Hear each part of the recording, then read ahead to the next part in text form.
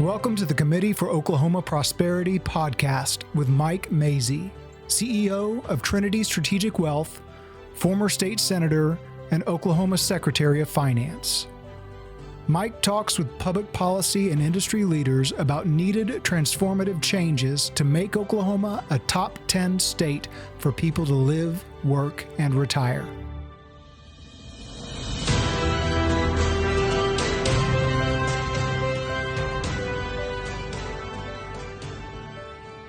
Time for another podcast brought to you by the Committee for Oklahoma Prosperity. This month I'm excited to talk to my state senator and good friend Dave Rader, District, is it 33? 39. District 39. And it's a delight to get to spend some time with him. Everybody, of course, knows Dave as a coach and successful businessman and public servant.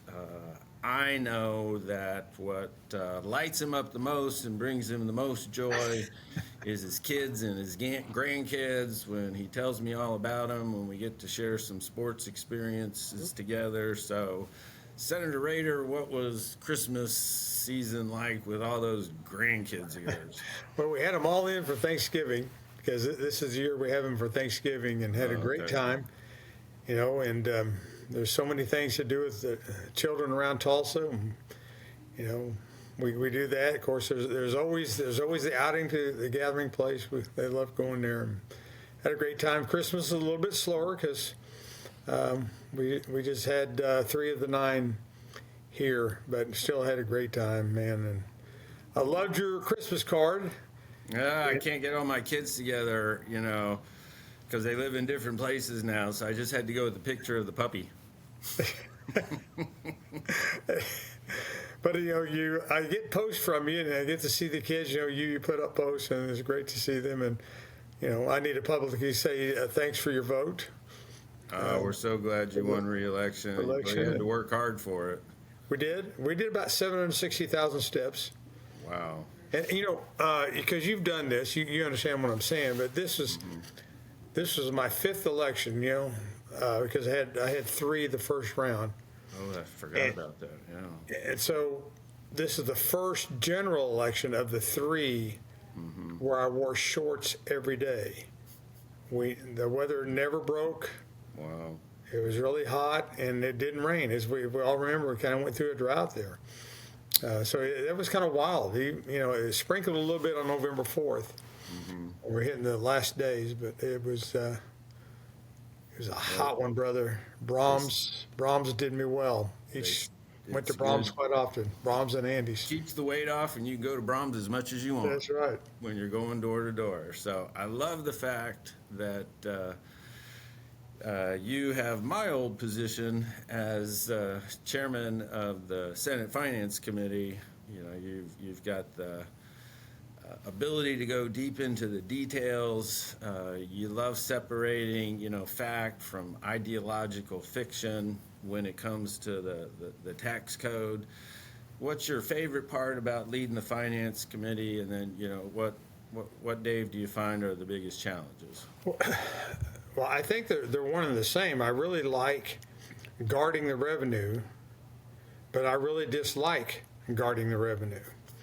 And the Finance Committee is supposed to guard the revenue, and then the Appropriations, you know, Committee guards the appropriated funds. So, you know, we're supposed to work hand in hand on that. So it's been great for me to learn more about the revenue sources, see, even going back to the history, how our state is set up, and the way that we garner our revenue.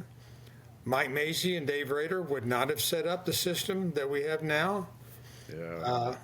But we, you know, people forget that our Constitution was set up, you know, in a form of a progressive Constitution, and as much as we all love Teddy Roosevelt, he was, you know, a real progressive in this aspect. Really didn't want to make Oklahoma a state, and finally gave in and gave Oklahoma a state. And then, you know, the first legislators followed President Wilson pretty quickly in the allowance for income tax. And of course, that's where you and I have a rub with our tax system. And then because of the Depression of the 1930s, Governor Murray, Alfalfa Bill Murray, took the property taxes out of the hands of the legislature, put them in the hands of the counties, put that in the Constitution. So there's a wall there that doesn't allow the legislature to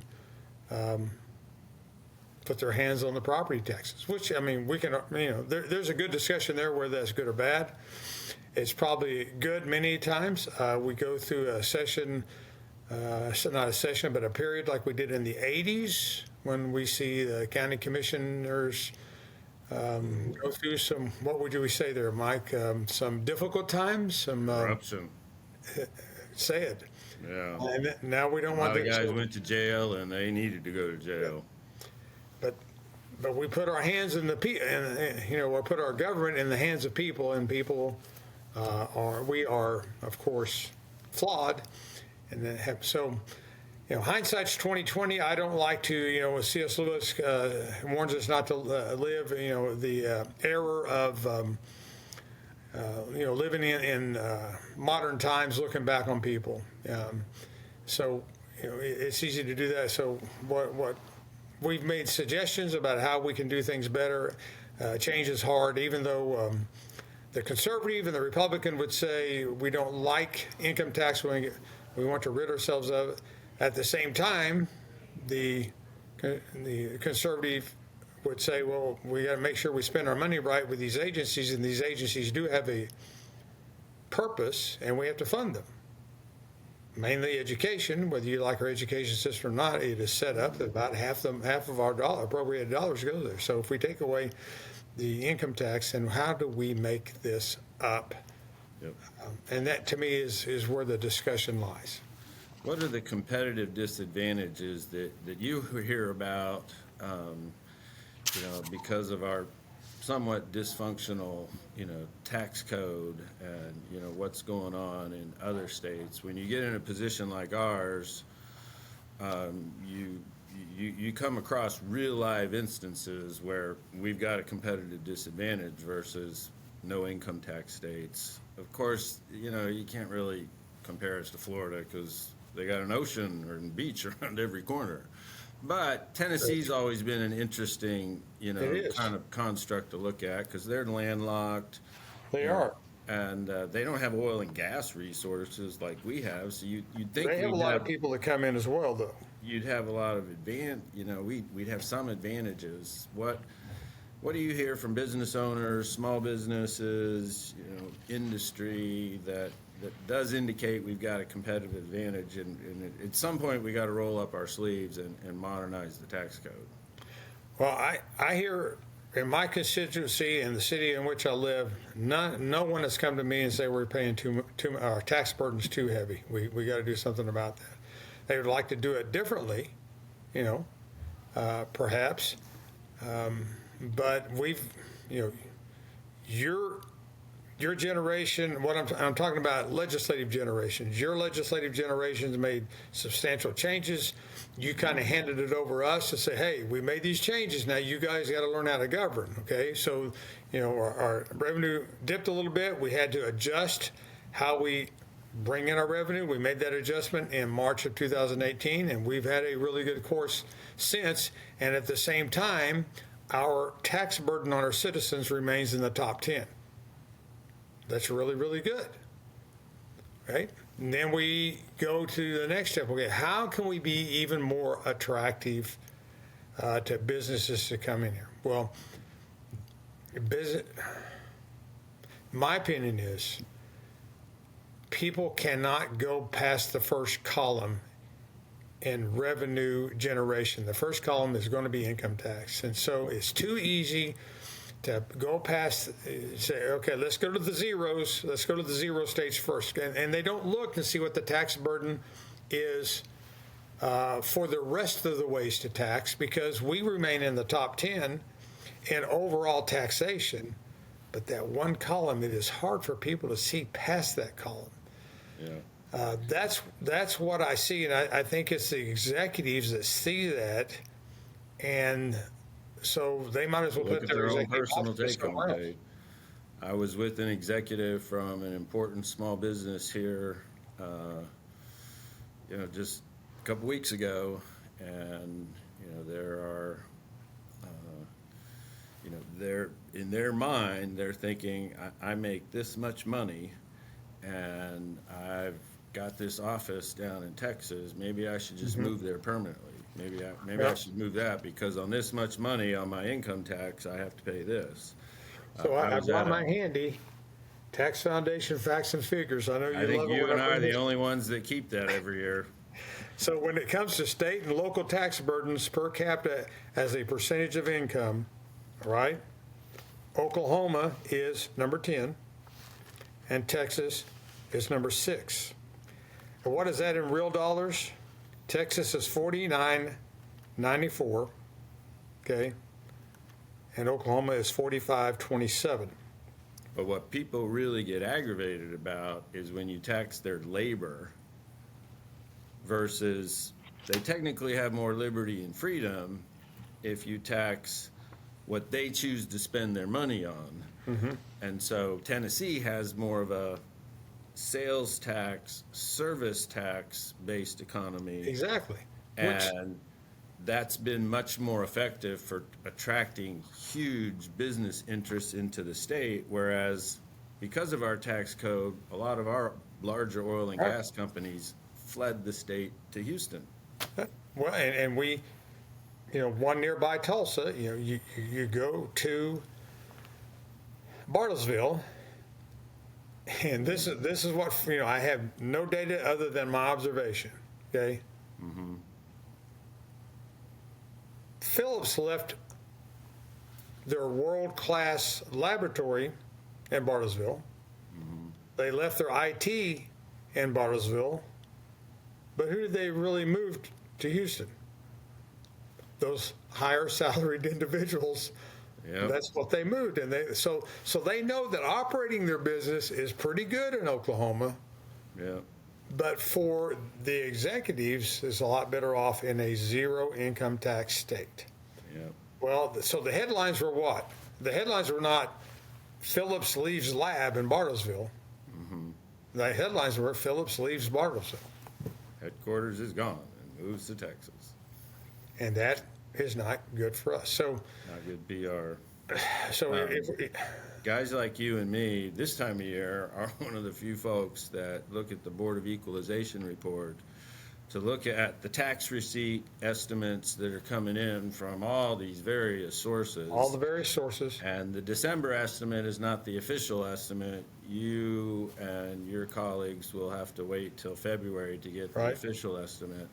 But this, precursor, which is important because you have certain things you got to get working on before you all show up for session in February. But the precursor says there's potentially $152 million less for the fiscal year 2026 than there was for 2025.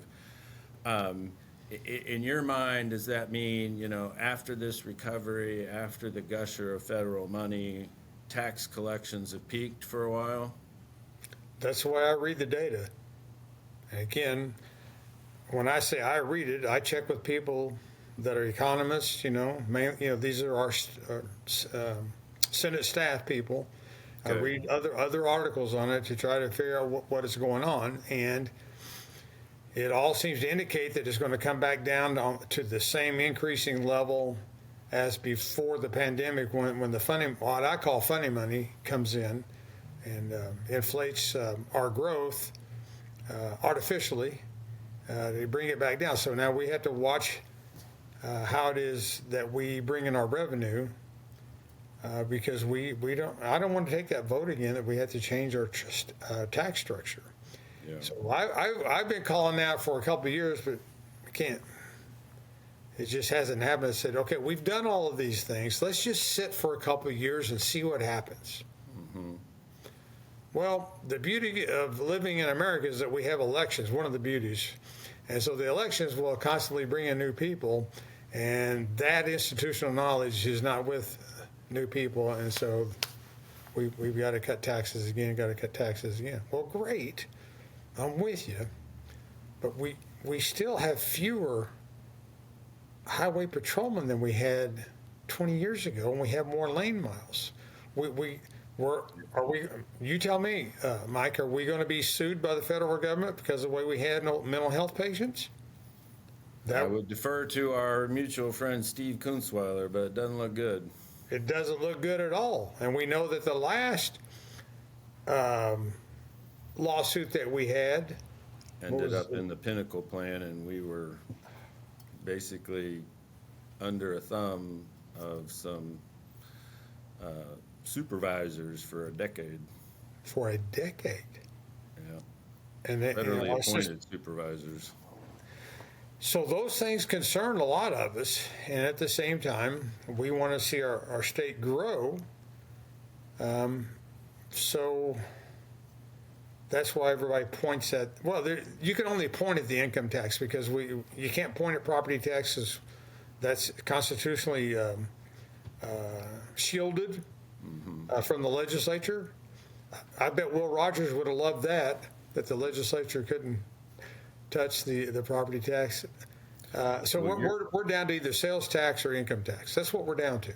And you're the one who's taught me, because I can't remember when you ran these numbers, but if you take everybody's all 1.7, 1.8 million taxpayers in Oklahoma, you take their total tax liability and divide it into their taxable income, the effective rate is different than this marginal rate of 4.75%. And you've taught me that rate is about 3.1%. Exactly. Did I get that right? That's an OTC number. I ask OTC. That didn't Rader doing the math. That's an OTC number. Okay. So how do you think the legislature, in an incremental, responsible manner, should start unwinding some of this stuff on the books that is pretty much just a shell game of, well, I get this personal exemption. That's really important. Well, get rid of the personal exemption and use that to lower the income tax. I know it's more involved in that, but how do we teach the legislature, I don't think it is more involved in that. how to, let's not have all this stuff on the books because we end up here anyway. So let's get this stuff off the books and lower the rate to 3.25. But for over 100 years, it's been back-scratching politics so that if you'll do this credit, I'll give you your deduction. And we say, let's do it. And then we just add to that list. And so, but we can't print, in this book right here, it's not printed that our tax rate is 3.1%, which would be a fabulous rating. Hey, if we could get us to 2.5, we'd be lower than Arkansas, equal to Arizona, pretty low property taxes. I think we, address our competitive disadvantage, and we're more open for business.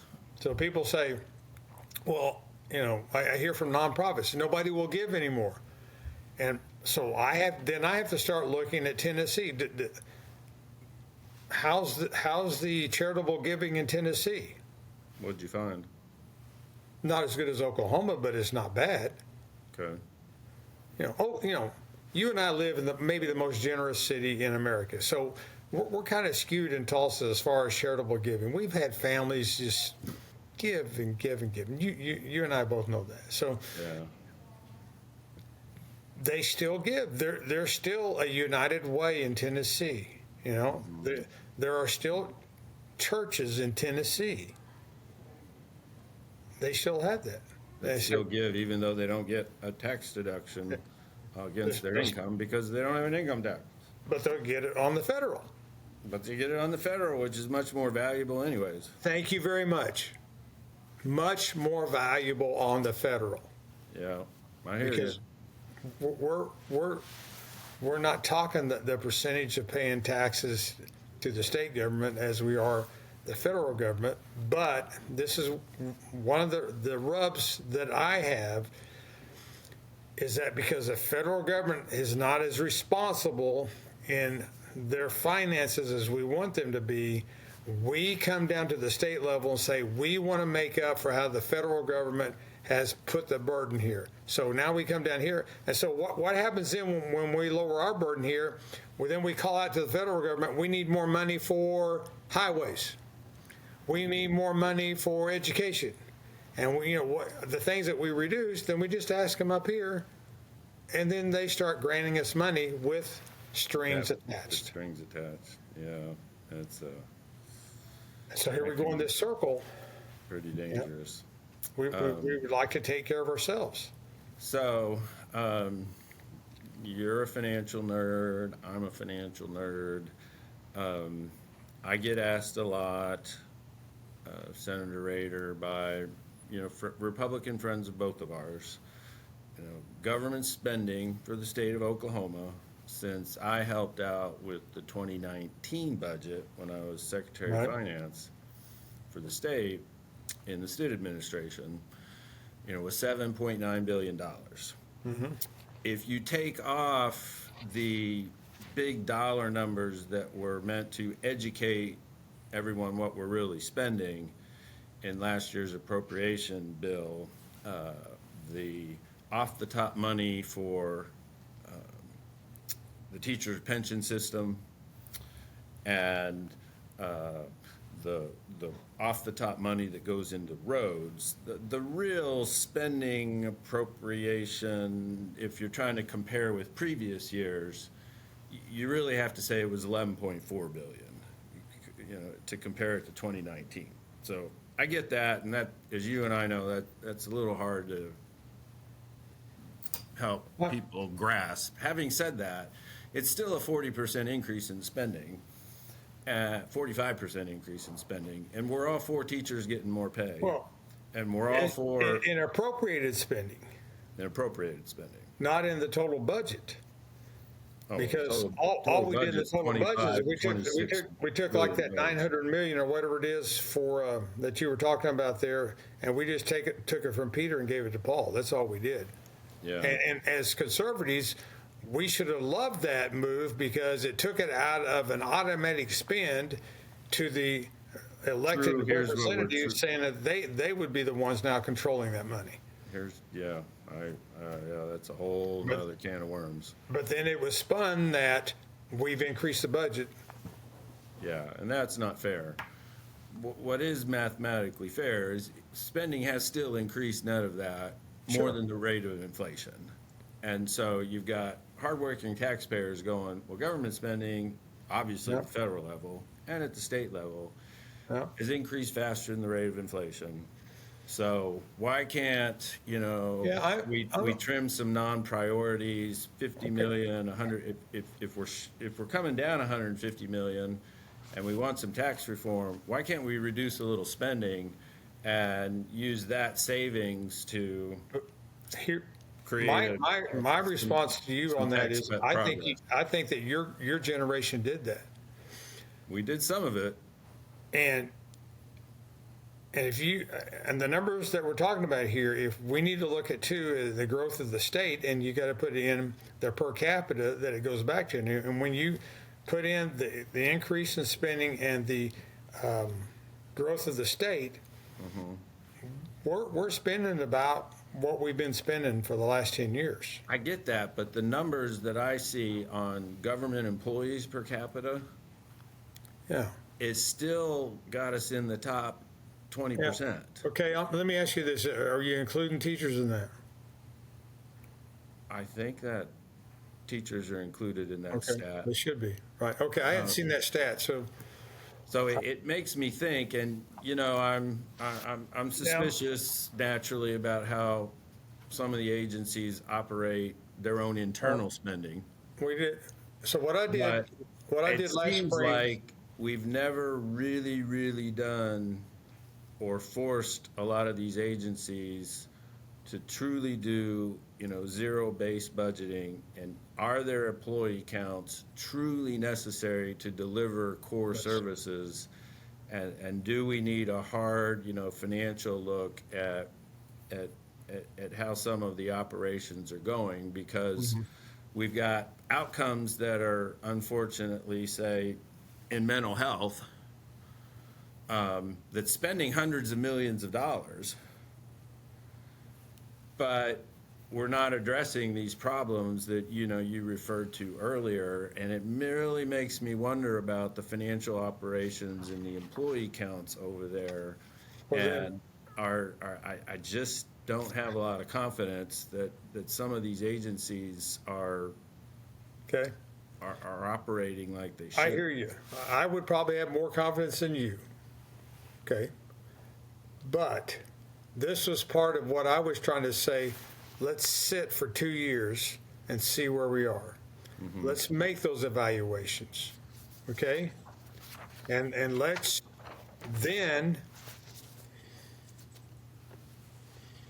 reform the whole thing. Yeah. And we have a great opportunity, because our savings has never been. Now, we start talking about savings. There's only certain ways you can get to some of those savings. Okay. I know. And it looks like this year we're going to be able to dig into some of those because of the BOE numbers that you were talking about. But now's the time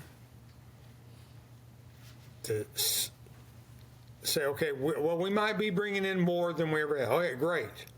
Well, then let's sit down, let's do some of these evaluations, and so we won't have the pressure of thinking, well, we might have to raise taxes, because that was a huge pressure in my first 2 years there. I didn't campaign for that. Don't want They any. listened to me in 2014. It wouldn't have been such a disaster. So I don't want the next guy the next person coming after me. Yeah, you guys having to face it. So let's make that evaluation. These are some of the things that we're trying to do. So let's take the comment of Mike Mazzei and let's go see how many we have. Well, one of the things I did last spring is I asked our legislative officers at Loft, Financial Trans, said, take 4 other states that have similar populations as us, and tell me, are we too big, we too small, where are we? And come to find out, just to make a long story short, we're right in the middle. Okay. Well, we want to be top 10. And one thing that I want to thank you for. Those are just of the 5 that have about 4 million people. Okay. One thing I want to thank you for, and I hope you keep doing, is you're one of the few folks that pay attention to this huge reform we did in my, as you say, generation of legislators, where we created the Incentive Evaluation Commission, and they're constantly now going through the tax code and looking at these various incentive programs and these various deals and doing some true cost-benefit analysis. When I got there, I was just having to sort of do my own flimsy math and sort of follow my nose, and sometimes I was on point, sometimes I wasn't on point. Now you guys have, legitimate analysis work, and for the life of me, I don't understand why they won't follow your lead on, looking at the recommended changes that comes from these cost-benefit analysis. Because I know if they'd listen to you and actually run with some of this stuff, I ended up weeding out $200-300 million of this stuff, which you alluded to, because we didn't have enough money to pay the bills. You brought up something I think it's so important. When you're in a position of financial strength, that's when you want to, be innovative and prune what needs to be pruned, whether it's, spending that's not really a priority, but it's it feels good, or, tax stuff that just plain isn't working. We started in 2014 against my resistance. I lost this battle, this affordable housing, tax credit. So we've got 9 or 10 years of that. I can't remember what the PFM group analysis said, but, how has that worked for affordable housing in Oklahoma? It hasn't solved the problem, obviously, but some out-of-state companies are making some really nice money off of that tax credit.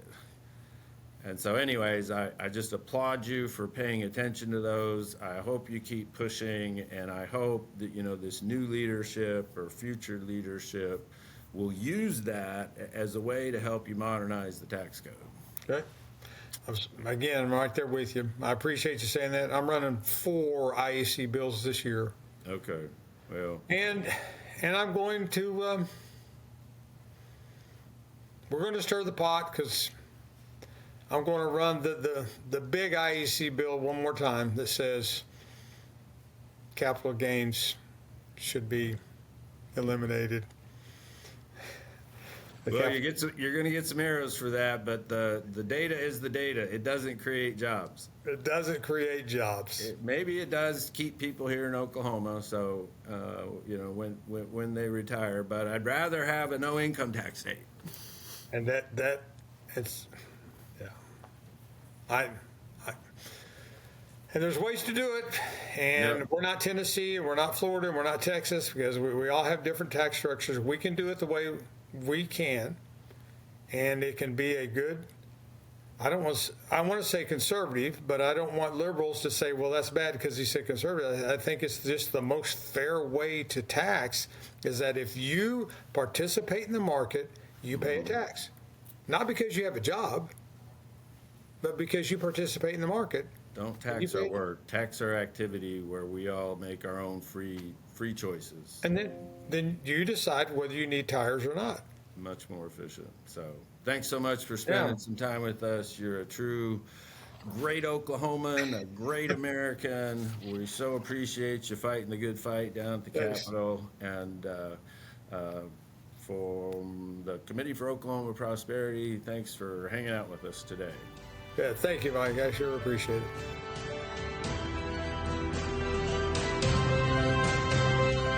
The Committee for Oklahoma Prosperity is advancing ideas and policy that create growth and prosperity for the people of Oklahoma.